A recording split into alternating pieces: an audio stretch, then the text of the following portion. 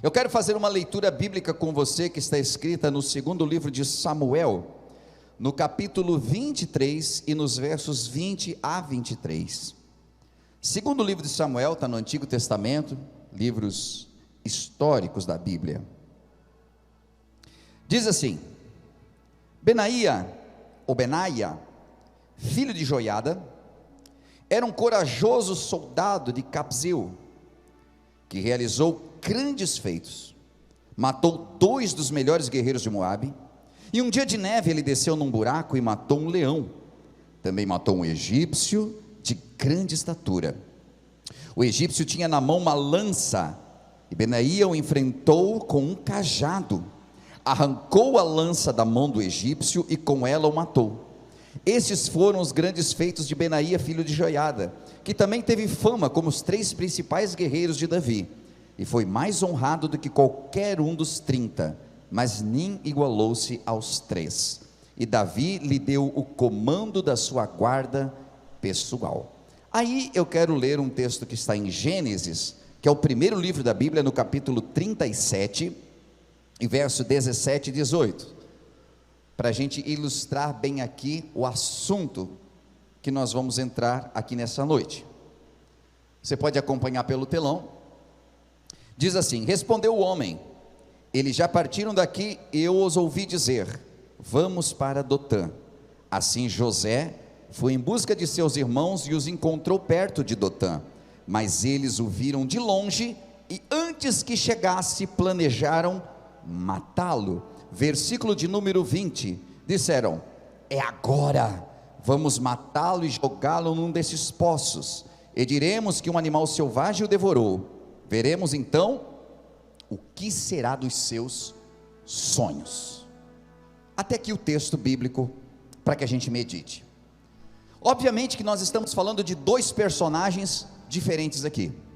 Nós estamos falando de um não tão conhecido, chamado Benaia, e estamos falando de um bem conhecido chamado José.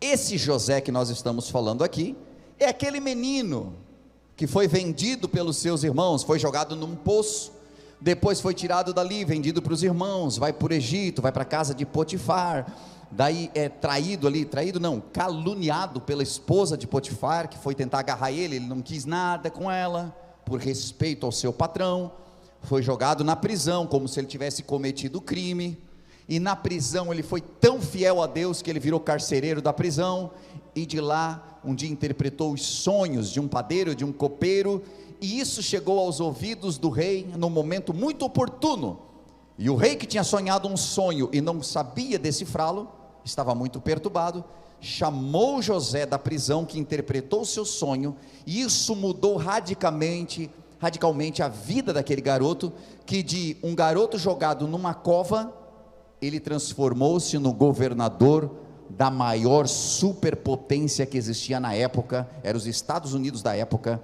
que era o Egito. Resumo da vida de José para você.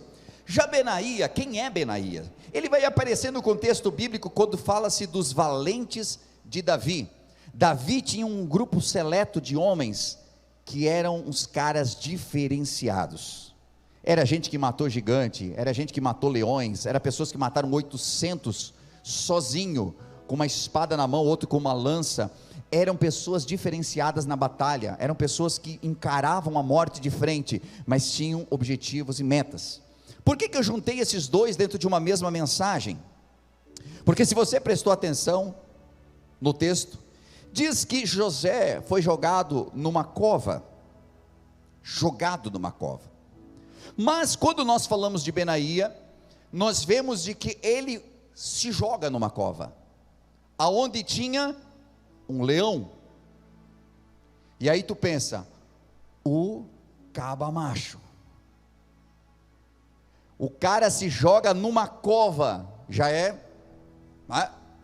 de vontade própria se jogar numa cova, mas tinha um leão dentro, mas ele não sabia, né, pastor? Foi aquele susto? Não, ele sabia. Se você procurar na Bíblia, você vai ver homens como Daniel, que também foram jogados numa cova que tinha leões, mas aqui é que ele sabia que o leão estava lá, e ele foi. Mas a Bíblia vai dar alguns dados aqui para nós. Era um dia de neve, e ele foi jogado, enfim.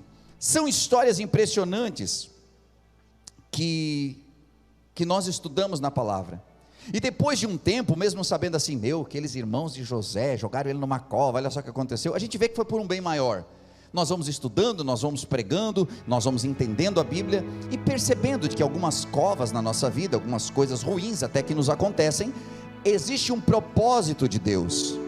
Para quem eu estou pregando nessa noite?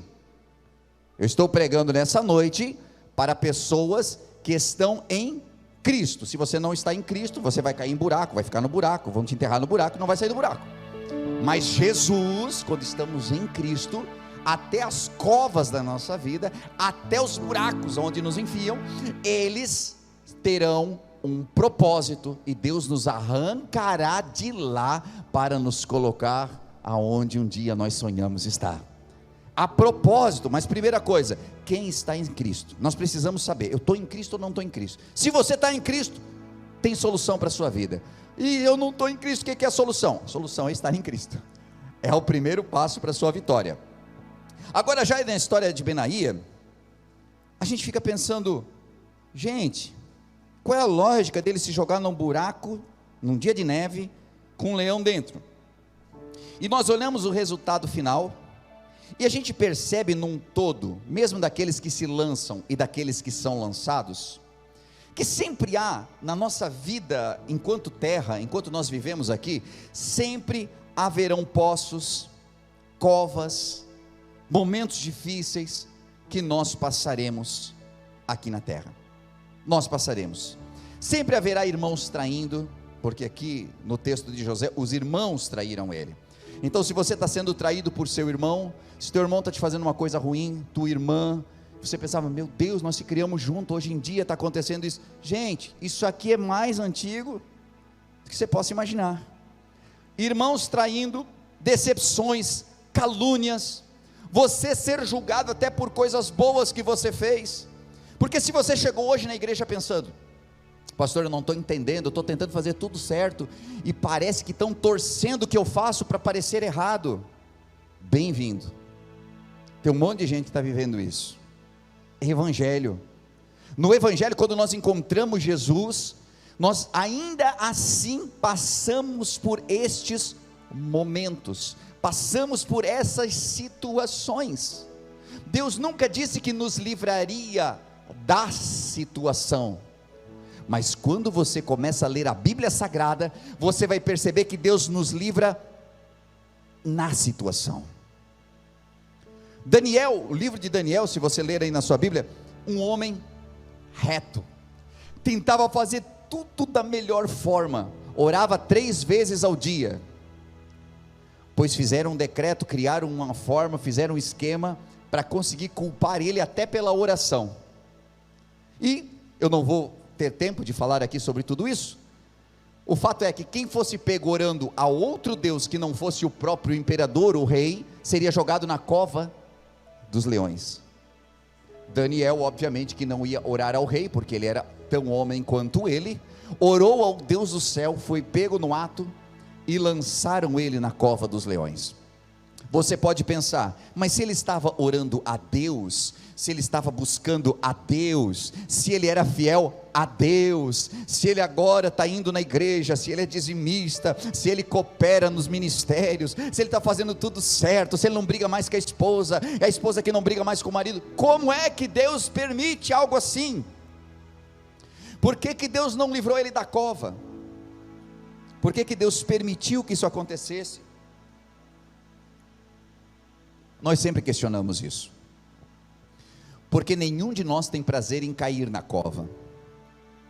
Diferente de Benaía, que eu já vou falar aqui daqui a pouco, é difícil o cristão que está pronto para se jogar nela. Nós não queremos, Daniel também não queria, mas o maior milagre não é livrar de cair na cova, porque isso qualquer homem pode fazer. O maior milagre é livrar você quando você está lá dentro e não há mais recurso humano nenhum, a não ser a mão de Deus que te livre, e ninguém pode dizer que foi o homem, foi o próprio Deus. Ah não, aqueles leões não eram acostumados a comer carne humana. Se você continuar lendo o texto, os caras, os bandidos que foram jogados depois não chegaram nem a cair no chão. Os leões tiveram que jejuar a noite inteira porque Daniel estava lá dentro. Deus dificilmente vai livrar você da cova, mas se você for fiel a Deus, Ele entra na cova com você, te tira de lá e faz o nome dEle ser glorificado. Vai acontecer na sua vida, aleluia, glória a Deus. Vemos Deus em silêncio, mas eu posso garantir uma coisa para você: nem tudo que vai entrar na cova com você vai sair com você de lá. Nós deixamos muita coisa na cova. Algumas situações da sua vida que você está vivendo hoje, assim, cara, eu estou numa cova. Pode ter certeza, coisas que entraram com você nela não vão sair. Algumas coisas somente a cova tem poder de tirar de nós. Tem coisas que nós precisamos da cova, a gente não quer, mas a gente precisa da cova para poder sair melhor. E Deus nos ama tanto que muitas vezes Ele precisa daquele empurrãozinho. Vai para a cova, nego, vai aqui. Você já viu que José tinha sonhos lindos, e os irmãos sempre diziam para ele assim: vai dizer que isso aí vai acontecer agora. E ele: não, mas eu sonhei. Deixa de ser sonhador, rapaz, para com isso. E ele se encolhia. Aí ele teve um outro sonho, contou todo animado para os irmãos, se levantaram contra ele de novo. Sabe, eu percebo na vida de José que aquela cova foi a melhor coisa que aconteceu na vida dele, porque os irmãos matavam o sonho dele, enquanto ele estava ali, junto da sua família, aquela animação: meus irmãos, ô Rubem, ô Isacar, como é que vocês estão? Vamos embora, eu sonhei um sonho, eu nem quero ouvir. Matavam os sonhos dele, mas no momento em que Deus permite que ele vá para a cova, ele tem a possibilidade de continuar sonhando sem que ninguém diga a ele que o sonho não vai acontecer. Às vezes Deus nos permite o silêncio, às vezes Deus nos permite a solidão, às vezes Deus nos permite que os amigos não estejam perto, às vezes Deus permite que os irmãos não estejam, às vezes Deus permite que as pessoas mais próximas da nossa vida não estejam, porque é o momento de você sonhar e acreditar no seu sonho, e ninguém vai estar lá para dizer que não vai acontecer, mas tem uma voz de Deus vindo de cima da cova, dizendo: eu vou fazer na sua vida, eu vou te tirar daí, vou te levantar, e esse sonho vai acontecer. O silêncio é para isso. Tem vezes que Deus precisa para alguns daquela ajudinha: cai, filho, vai para essa cova, que vai acontecer algo grande na sua vida depois dela. Você precisa dessa cova. Mas existem pessoas diferentes. José era bênção, gente, mas era um garoto, ele não tinha muito entendimento, e o tipo que ele era, o temperamento de José era diferente. Todos nós aqui temos temperamentos diferentes. Por mais que nos assemelhamos em blocos, nós divergimos em algumas coisas. Tem algo que você se identifica com uma pessoa e diz: eu penso igual, nossa, eu faço igual. A gente é muito parecido, mas à medida que vocês caminham juntos, vocês percebem que também tem diferenças. Para cada pessoa, Deus tem uma forma específica de trabalhar. Enquanto José precisou de uma cova que empurrassem ele na cova, Benaía caçava a bênção. Benaía estava atento, e tinha uma cova onde tinha uma solução para ele. Dificilmente nós vamos olhar para uma cova e pensar que tem uma solução para nós, mas existe um nível espiritual que Deus quer nos levar, que a gente vê que às vezes a solução é a gente entrar na cova, sem precisar que alguém nos empurre nela. Obviamente que nós temos que ter uma boa revelação disso. Quando a gente estuda um pouquinho sobre Benaía, a gente vê que ele era um pastor de ovelhas, filho de um sacerdote, e por muitas vezes aquele leão já tinha arrebatado uma das ovelhas dele, e ele: mas esse leão, não consigo pegar ele, e esse leão é forte demais para mim, esse leão eu não posso enfrentar ele, mas ele está levando as minhas ovelhas. O que é que eu vou fazer, porque eu não aguento mais perder ovelha para esse leão. Você entende por que o texto bíblico diz: e num dia de neve ele entra na cova e mata o leão?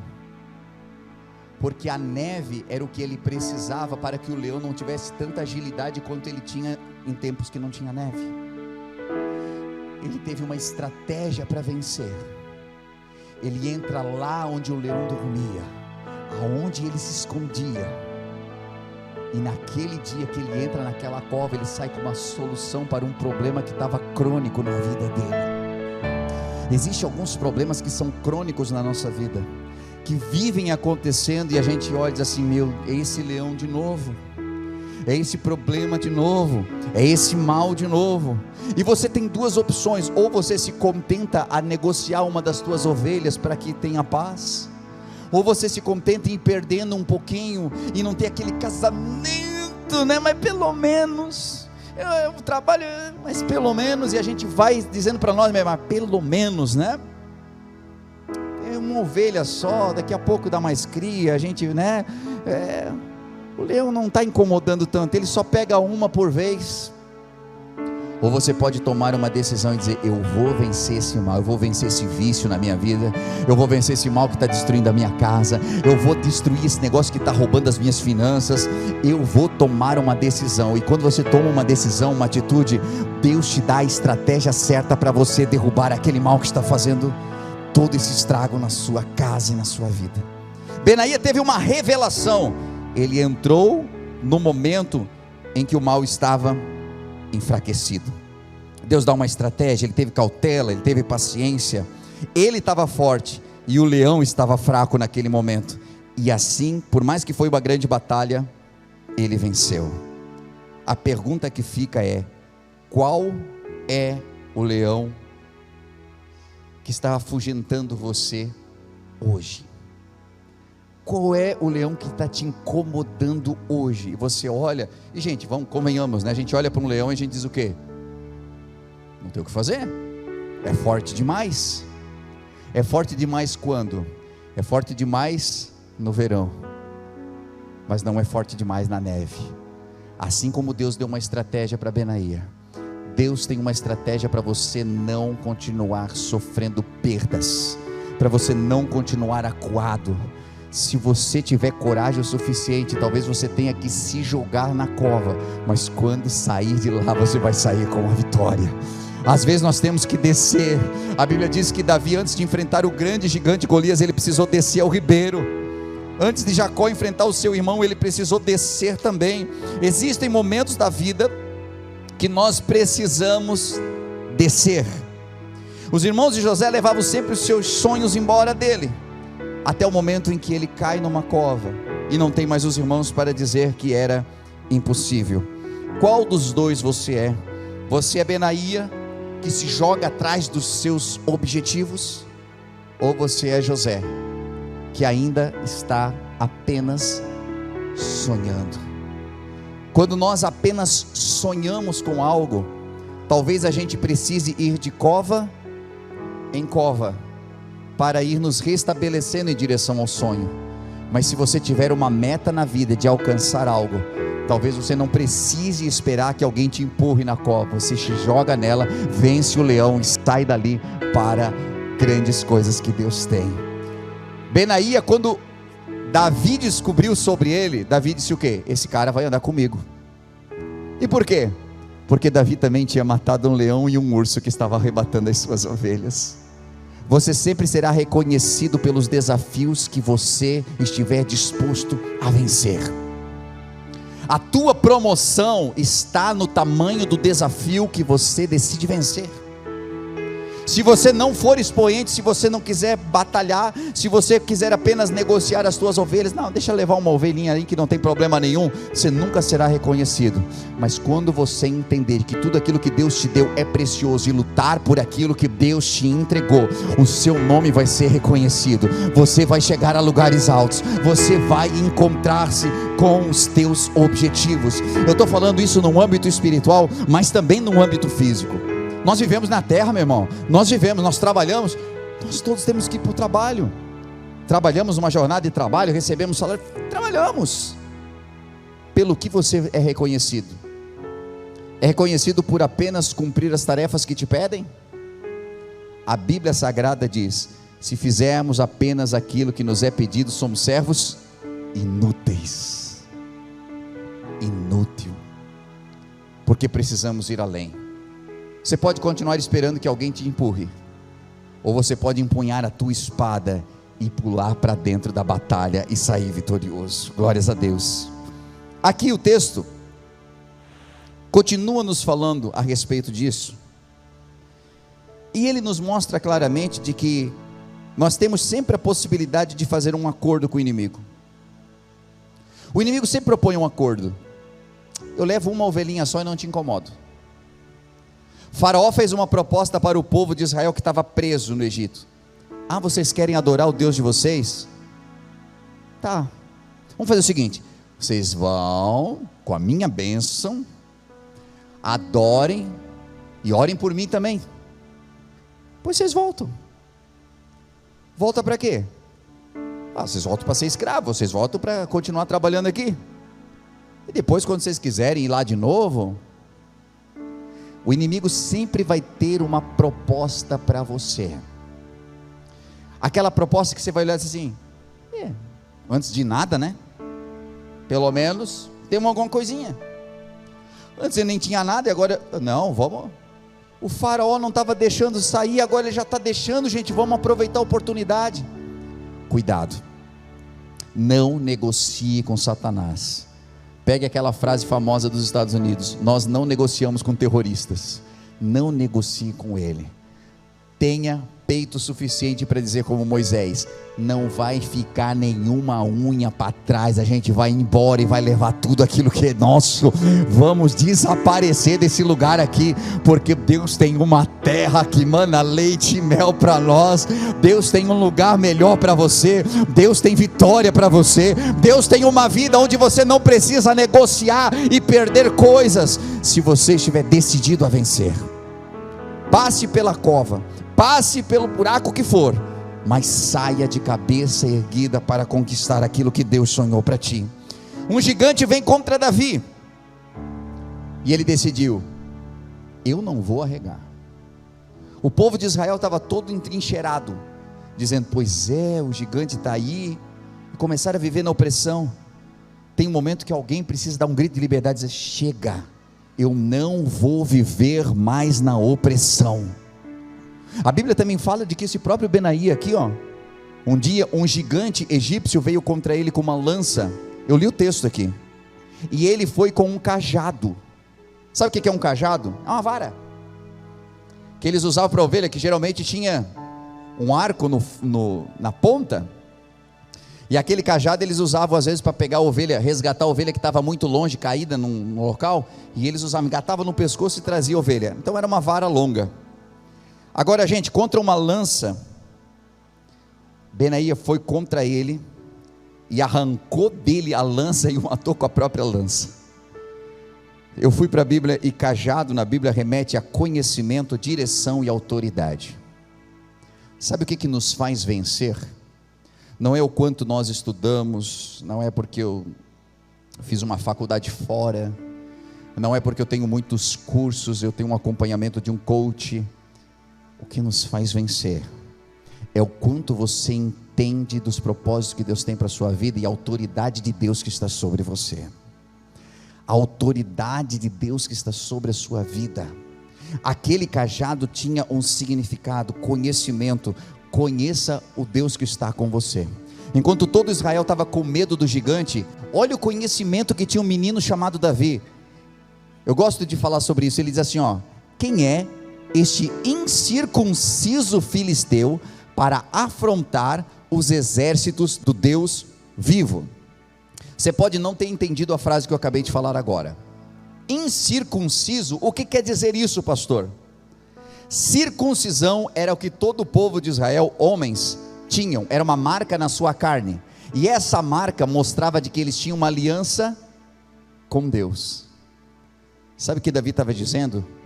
O que é que este gigante que não tem aliança com Deus está afrontando a nós que temos uma aliança com Deus? Ele já morreu e só não sabe disso. Agora deixa eu transferir isso aqui para você. Você tem uma aliança com Deus? Eu tenho, pastor. Então olhe para o problema e diga: o que é que esse problema que não tem aliança com Deus está se levantando contra a minha vida? Vai cair em nome de Jesus, porque eu sou uma pessoa de aliança e o meu Deus batalha comigo. Aleluia!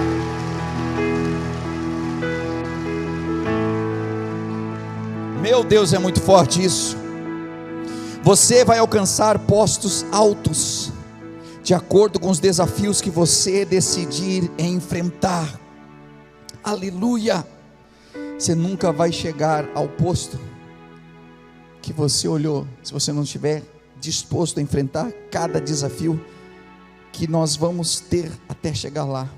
Quando nós olhamos para a vida de Benaía, nós vemos que Davi o escalou para ser da sua guarda pessoal. Quando Salomão, filho de Davi, assume o reinado, ele coloca Benaía como chefe de todo o seu exército. Você diz, mas pastor, o cara foi enfrentar, pulou no meio da batalha, entrou lá, fez tanta coisa, virou chefe do exército. Aí o tadinho do José, empurraram ele um monte de vezes, caluniaram, fizeram um monte de coisa, ele virou governador. Me parece que ele chegou mais longe, mais alto do que o outro. E esse é um dos grandes problemas que nós temos como cristãos. E deixa eu dizer isso aqui para ficar claro. Você já percebeu que nós costumamos olhar para alguns postos e achar que alguns são maiores do que outros? Deixa eu perguntar para você, se nós pegássemos o Benaía, que é o cara da espada, da luta, e colocasse para governar, será que ele seria um bom governador? Talvez alguém fizesse uma coisa errada e dissesse assim, não, pode matar. Se pegasse José e dissesse assim, está aqui a espada, José, pula lá e mata esse leão. A história de José ia até o dia que ele pulou na cova e o leão matou. Acabou a história. Porque nós nascemos com funções diferentes, chamados diferentes. Deus nos escalou para coisas diferentes.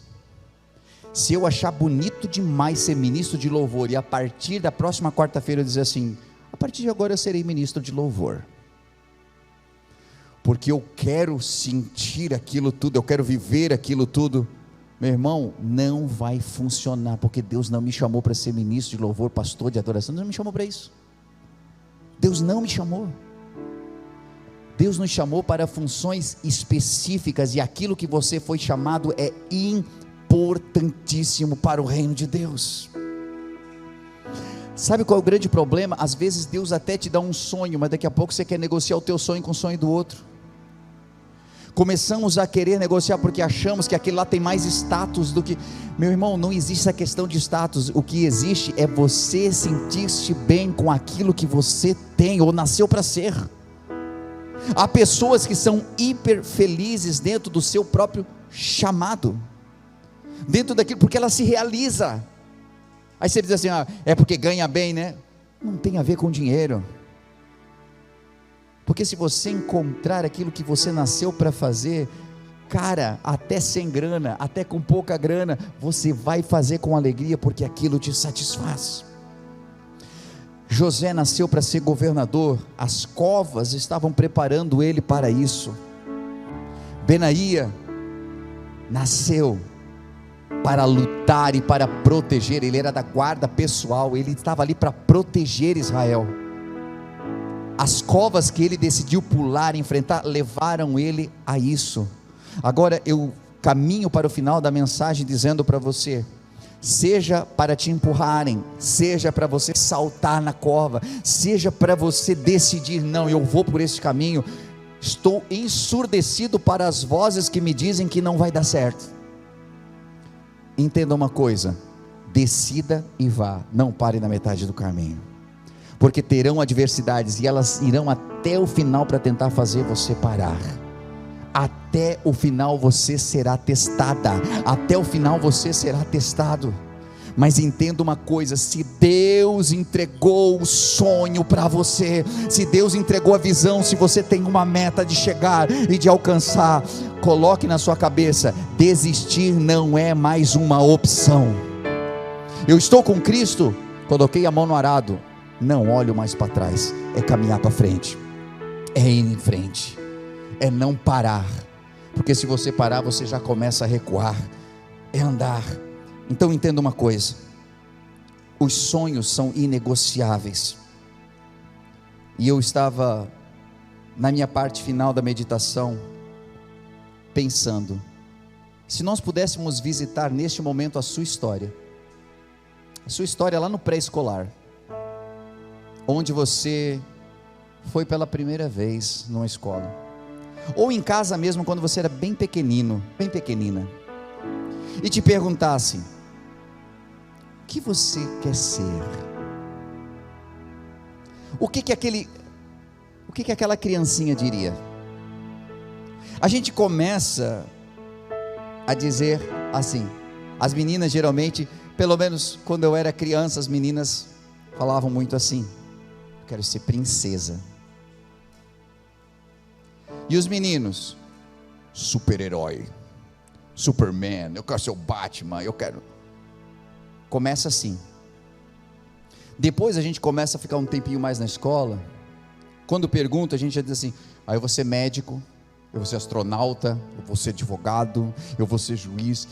Já começa a desenhar mais como profissão. Vai chegando na adolescência e pergunta: você vai ser? A pessoa diz: o quê? Não sei. Não faço ideia. Eu não sei. A época da adolescência já começa a ficar perdido. E quando você fala para um adulto, ele diz: o que eu queria ser. Ele já não diz mais o que eu quero. O que eu queria ser é tal coisa. Mas geralmente estamos trabalhando e fazendo algo que nem queríamos fazer, descontentes, mas porque paramos de sonhar, porque paramos de achar que nós conseguimos alcançar, e simplesmente nós vivemos. O mundo que nós vivemos é especialista em assassinar sonhos, em dizer que você não consegue alcançar. Com certeza na cabeça de Benaía passou muitas vezes: você vai ser enterrado naquela cova junto com aquela neve, tu não vai conseguir. Deixa levar uma ovelhinha, rapaz, isso não vai te fazer falta. Eu sei que muitas vezes na sua cabeça já passou tanta coisa: eu não consigo largar disso, mas é tão pouquinho. Sabe, eu não sou feliz, mas quer saber, pelo menos em nome de Jesus Cristo, você precisa vencer isso, porque a tua vida espiritual não consegue avançar, porque existe uma parte de você, seja na tua vida física, amorosa, profissional, que está minando até a tua vida espiritual, porque você não consegue ser feliz por completo. E eu não estou nem dizendo para você que espiritualmente, quando a gente se encontra com Jesus, a nossa felicidade é contínua. Não existe felicidade contínua. E até o conceito de felicidade só é felicidade quando existe a tristeza, porque a tristeza me prova de que em algum momento eu fui feliz. Quando eu desço, eu percebo que eu já estive lá em cima, e ele se torna meta para eu chegar lá de novo. Agora, enquanto muita gente está perdida hoje na depressão, porque não consegue se levantar, quem tem um encontro com Jesus, sabe que Ele pega pela tua mão e te conduz para chegar no lugar aonde um dia você já esteve, ou um dia você sonhou estar, porque dentro daquela cova, a cabeça de José já estava lá no trono, aonde ele sentaria um dia. A cabeça de Benaía, quando ele entrou naquela cova, nem imaginaria a glória que esperava ele junto ao maior exército que a terra já teve, o exército dos valentes de Davi. Eu posso dizer para você que veio nesse culto de uma maneira despretensiosa: se você acreditar em Cristo, se você agarrar a fé, Deus vai te conduzir para lugar que você nunca imaginou estar, mas vai acontecer na sua vida. Se você crê, coloque-se de pé comigo. Deus quer fazer um rebuliço na sua vida e mudar a tua história.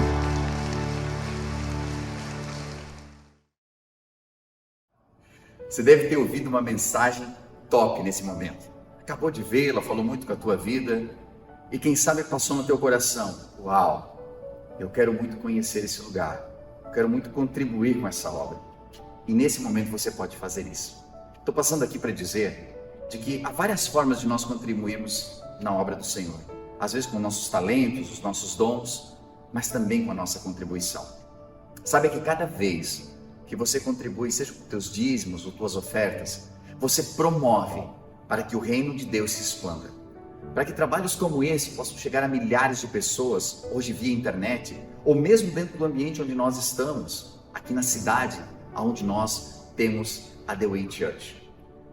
Hoje, pelas formas que você vê aí na sua tela, você pode contribuir, seja o seu Pix, transferências, depósitos. O mais importante é que esteja ligado ao seu coração. Nós vemos na Bíblia Sagrada que haviam pessoas que contribuíam com seus dízimos, outras com suas ofertas. Os dízimos muitas vezes ligados a algo que, para mim, fica mais fácil de planejar.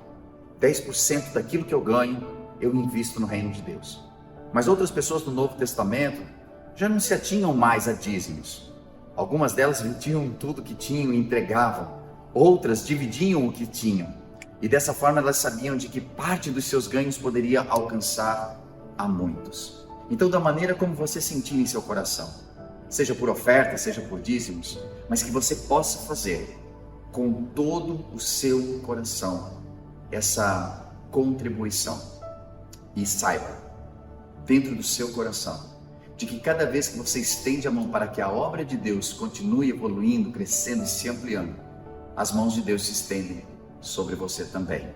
Não como um ato de cobrança ou negociação, mas porque Deus é fiel e nunca fica devendo nada para ninguém. Por isso eu convido você a fazer parte desse ministério, dessa obra, com as suas contribuições. E isso fará com que a gente continue ajudando tantas famílias que cada semana são restauradas, que nos procuram em busca de algo que não encontraram em mais nenhum lugar. Às vezes sem esperança. E essa esperança não é levada apenas por nós, mas é levada por você, através do seu amor. Então, convido você a fazer segundo aquilo que o Senhor colocar no seu coração de fazer. E com certeza abençoará a muitos. Que Deus abençoe a sua vida, continue nos acompanhando pelos canais, que eu tenho certeza que é só o começo do que Deus ainda fará em sua vida e em sua família.